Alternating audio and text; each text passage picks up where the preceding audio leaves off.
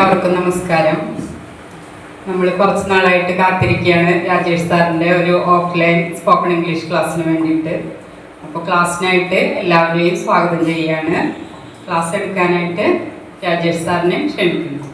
എല്ലാ ചെസ് കംപ്ലിയൻസിനും നമസ്കാരം. മനുഷ്യ മനസ്സിനെ കുറിച്ചും മനുഷ്യ ജീവിതത്തെക്കുറിച്ചും മനുഷ്യന്മാരെ കുറിച്ചൊക്കെ ആഴത്തിൽ പഠനവും പഠിപ്പിക്കലും ചർച്ചകളും നടക്കുന്ന ഒരു വേദിയിലാണ് നമ്മൾ തികച്ചും വ്യത്യസ്തമായ ഒരു വിഷയവുമായി ഇന്ന് വന്നിട്ടുള്ളത്. നമുക്ക് വിഷയത്തിലേക്ക് വരാം. So we are starting our today's spoken English class. കഴിഞ്ഞ കുറേ വർഷങ്ങളായിട്ട് ഇംഗ്ലീഷ് ലാംഗ്വേജുമായിട്ട് നമ്മൾ പ്രണയത്തിലാണെന്നാണ് പൊതുവെ പറയാറ്. അതുകൊണ്ട് തന്നെ സ്പോക്കൺ ഇംഗ്ലീഷ് ക്ലാസിന്റെ പ്രത്യേകതകളിൽ ഒന്ന് ക്ലാസ്സിൽ പങ്കെടുക്കുന്നവർക്കാണ് കൂടുതൽ റോൾ എന്നുള്ളതാണ്.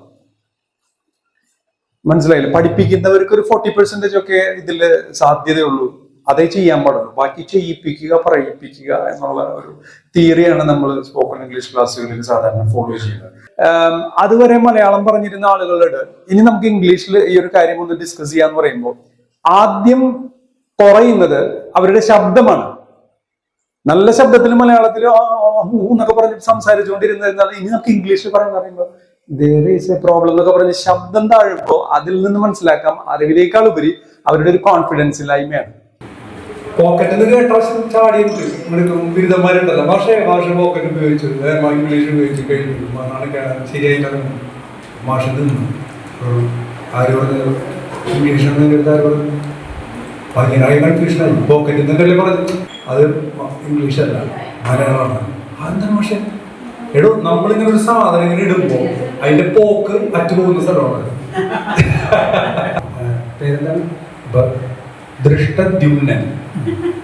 അപ്പൊ ഇദ്ദേഹം പേര് പിടിച്ചിട്ട് ആലോചിക്കരുത് ഏത് ദായാണ് ദൈവത്തിന്റെ ദായാണെന്നൊക്കെ ആലോചിച്ചിട്ട് അപ്പൊ നോക്കിയപ്പോ അവന്റെ അനിയനിരിക്കണ്ട അവിടെ, അവനെ പോയി പിടിക്കാം. ഇത് ബുദ്ധിമുട്ടല്ലേ? അനിയന്റെ അടുത്ത് പോയി, അതെ ചേട്ടനാണ് ഇതിന്റെ പേര് വരാം, അവന്റെ പേര് ധ്രുപദാത്മജൻ. നീ എപ്പോഴാണ് അവിടെ പോകാറ്? When do you go there? നീ എപ്പോ അവിടെ പോയി? നിനക്ക് എപ്പോ അവിടെ പോകാൻ പറ്റും? നീ എപ്പോ അവിടെ പോകും? അപ്പൊ ഈ പ്രയോഗത്തിന്റെ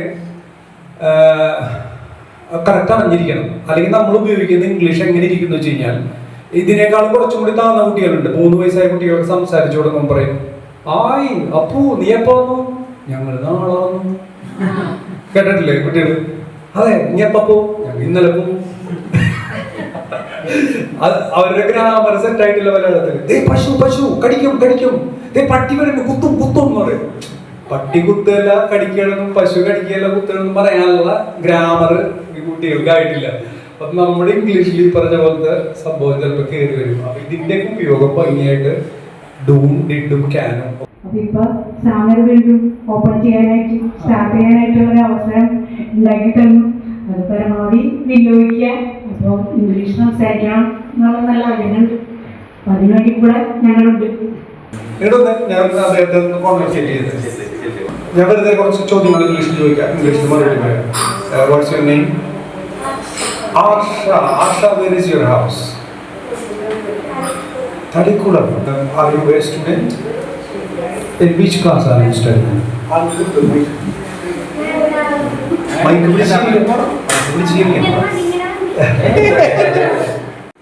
Normally we use this tool in kitchen.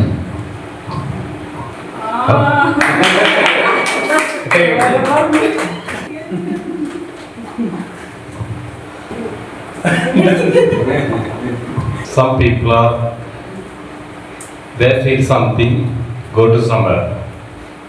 Actually, they have no problem at all. Yes.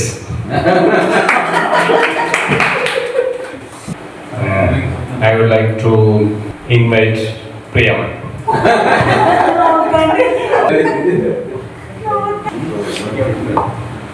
It's a food item. Usually we have this item in our house. It helps our work, kitchen work. For if we if we wish to go anywhere, we have to close the kitchen and go to that place. And then we buy this in-house and we take it for breakfast or as a snack, bread.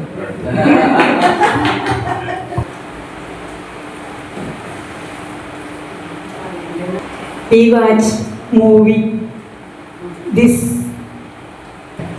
few days ago. Website launching. Okay.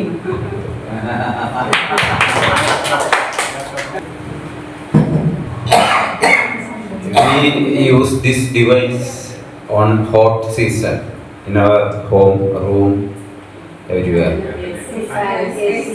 Fan. Rajesh sir professionally ഒരു ട്രെയിനറാണ്.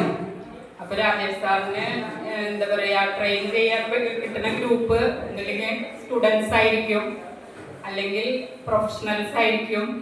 അങ്ങനെ ഒന്നിലും പെടാത്ത ഒരു ഗ്രൂപ്പായിരുന്നു നമ്മൾ chess completes.